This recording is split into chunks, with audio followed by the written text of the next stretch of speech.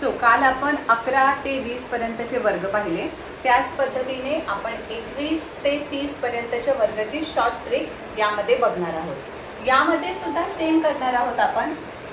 Unit place वरती 1 4 9 6 5 हे पहिले लिहून घ्यायचे युनिट प्लेस वर 1 4 9 6 5।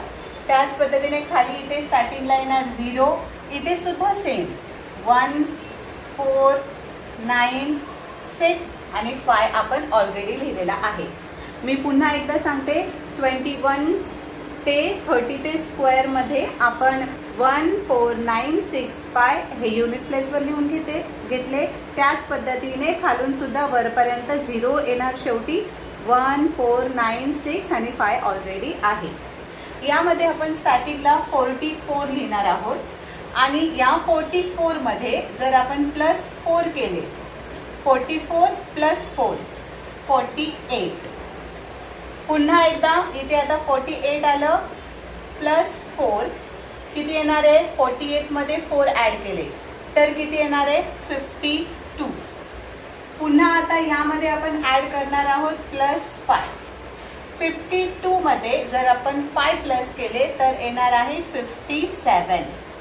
पुन्हा या 57 मध्ये +5 करायचे तर येणार आहे 62। पुन्हा यामध्ये +5 करायचे, हे जे 62 आले यामध्ये +5 केल्यावर किती येणार आहे 67।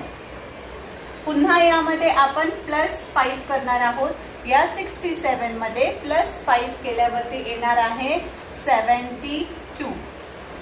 त्यानंतर या 72 मध्ये आता आपण करणार आहोत +6 केले 72 मध्ये, +6 केल्यावर येणार आहे 78।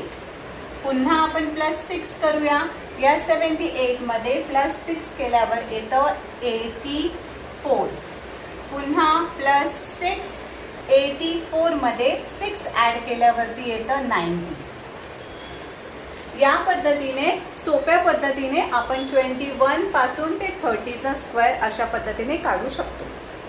सो काल आपण 11 ते 20 पर्यंतचे वर्ग पाहिले, त्याच पद्धतीने आपण 21 ते 30 पर्यंतच्या वर्गाची शॉर्ट ट्रिक यामध्ये बघणार आहोत। यामध्ये सुद्धा सेम करणार आहोत आपण।